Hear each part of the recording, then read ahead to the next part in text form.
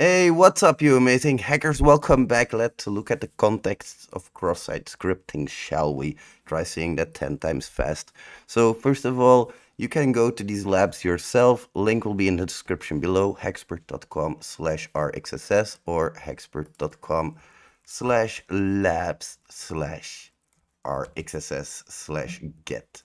So you can go again, you can go there yourself. Feel free to pay them a visit and we'll have a look at them right now. The first context is the HTML context. Now, when you're hunting for cross-site scripting, it's always important to enter some random input in here. Then I'm going to copy that random input and next I'm going to inspect my page and I'm going to search for that random input and I'm going to see where it lands. Now, here I can clearly see it lands within my HTML body. So I have to simply insert any valid HTML in here. It can be literally anything. So what I'm gonna do is I'm just gonna insert, for starters, I'm just gonna insert some bold text to prove you guys I can insert any HTML content in here. Now, why do I want to do that? Because often there will be filters at work and you want to trigger as little filters as possible. So keep it as simple as possible and work up from there. Now that I see that I have my bold text, I can go and try a broken image, for example. But we all know a simple alert isn't as impactful as it used to be. So we can alert the cookies, for example. Of course, that is also not impactful or not super impactful because we're just alerting them. But we'll have a tutorial on how to steal these cookies later on. As you can see, I can access them. Now, one thing that you need to know about cookies is that, for example, if I enable this HTTP only flag, every cookie can have these 4 flags. If I enable the HTTP only flag and I just save this and I try again, and I'm going to try and insert my document.cookie, you will see that I'm missing one. I am missing my session ID. That is because when I enable that flag, I cannot grab that data from my JavaScript anymore. So I cannot access this cookie from JavaScript. That's what they mean when they say that the session cookies are these days, or the JWT cookies, are all protected properly. Now, let's move on to the next context, shall we? Because we have a few more to go. This was simply the HTML injection context. Now we're going to move on to a little bit of a different context, and this context is based on Brute Logic's cross-site scripting cheat sheet. Amazing, I love it. Go pick it up if you haven't already. It's really cheap and it's full of amazing tips. First of all, I'm gonna do the same thing, enter some random value, and at first sight, it seems like nothing is appearing in my source code until I go looking for it. Now you can notice that my values are being reflected in an HTML comment. So what do I have to do? Break out of this HTML comment. Now, what ends an HTML comment? If you don't know, go look up how to create an HTML comment on Google real quick. It's simple. You have your less than sign, your exclamation mark, and your 2 dashes. That's the start, and the end is just your 2 dashes and your greater than sign. So I'm gonna do the same, and I'm gonna again input some bold text in here. Just throw the whole page in bold, I don't care. There we go. Beautiful, that works. I've been able to escape the HTML comment context. Beautiful. Now, what can we do from here? Again, the same thing as we could before. We can basically insert our broken image. Image source equals X, a broken image, with an event handler of onError, meaning if an error occurs with this image, which it will, then it's going to perform some JavaScript, and in our case, it's going to be our alert. And we have another alert. That's another context down. Also quite an interesting context is the next one. So again, I'm going to start the same way as I always do. And now I can clearly see what's going on already. My input is being reflected literally in an input tag. Input value equals, and then my random value in here. As you can see, I did not copy that properly. So if I'm going to look for it, it's only reflected in here.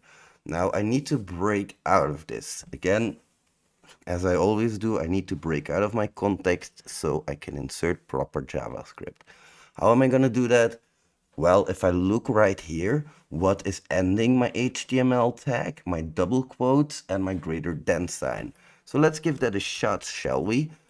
Double quotes, greater than sign, and I'm just gonna input some random values. But as you see, it isn't breaking out yet, which is strange because if you look at this, it seems broken.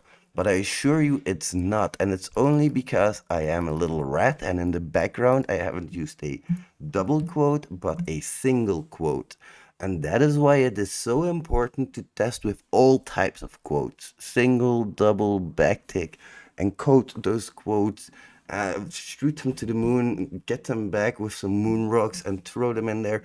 Really important that you keep trying with all of those different quotes.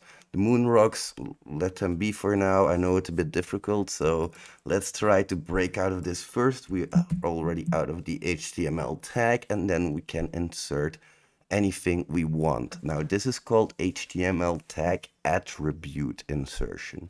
So if I do this, I'm going to insert another broken image, which is going to pop my alert. And as you can see, it beautifully did.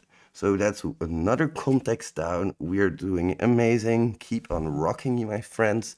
Try this yourself before we move on to the next section. All right, the almost last one. Let's look at what context we are in here, shall we? So if I'm going to inspect this, I can see John is, of course, reflected in here in the HTML code itself, but it's also reflected in here in my document.write in my JavaScript context. Now, what can I do? Again, I need to break out of this JavaScript function document.write. So what am I going to do right here? Of course, as you can see, single quote, parentheses, and then a semicolon. So let's try that. Single quote, parentheses, and a semicolon. Now we don't want to insert HTML tags in here. Do not do image source equals X. That's not what we want in this context. What we want in this context, if we go back real quick, is we want to do any JavaScript function since we are in the JavaScript context. Now that can be a simple alert. It doesn't have to be anything fancy. Ooh, and I did something wrong there. Let's see. Oh, of course, I'm an idiot. I did not end the rest of the JavaScript. But as we do that, we can see that we do get our alert pop-up. So that is the JavaScript context. And that's also an important one. Why is this important? Because without knowing it, this is also DOM cross-site scripting. Or at least document.write is a DOM sync. So we'll look more into that in a separate video. That's not for now. We have found another cross-site scripting context, and this time it's going to be in the JavaScript code itself. Beautiful work, my friends. Try this before we move on to the next one. And we are at the next one already. Now for this one specifically, it doesn't matter so much to look at the source code because we have to know what's going on, and PHP has a filter var method, and in here we can, for example, tell it to validate email addresses. And if I don't enter a valid email address, it's just gonna enter this message. But if I do, for example, info at thexssrat.com, it is going to mention my email address. Now the thing is, this might seem safe from cross-site scripting at first, because of course, if I enter this in here, it's not gonna pop up. But of course, there's always a but, and now is the kicker. As you can see, we can insert cross-site scripting attack vectors in here. That's the SVG. SVG is basically an image file. Onload is the event handler, and alert is the JavaScript function. And we're going to say at x.y. That is the validation that our PHP code is doing. So we can actually break out of it. Don't think you're too safe just because you're filtering variables. Just wanted to show this as a bit of an extra. Good job, everybody. We've gone through the context, or at least a few of the major contexts of cross-site scripting. Now, before we move on to the filters, please know that again, we want to try to stay as low as possible. So we're going to do a very simple attack vector, trying to stay under the radar, and we can build up from there. If you start throwing cross-site scripting attack vectors at every single input parameter you see, the chances are bigger you're going to actually hit a filter. So good luck if you're hunting for cross-site scripting. I know you got this, my friends, and we'll continue in the next episode.